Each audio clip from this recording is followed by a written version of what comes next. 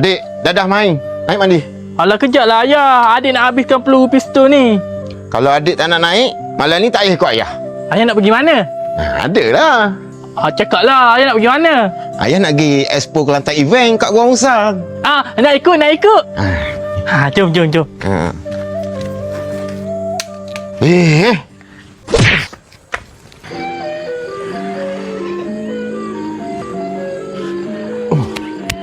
Oh. Adik okey? Adik okey. Ayah okey. Ayah okey? Kenapa muka adik jadi muka ayah? Lah. Muka ayah jadi muka adik. Kenapa jadi macam ni? Kecil je. Macam hutan Amazon. Adik, janganlah tengok ayah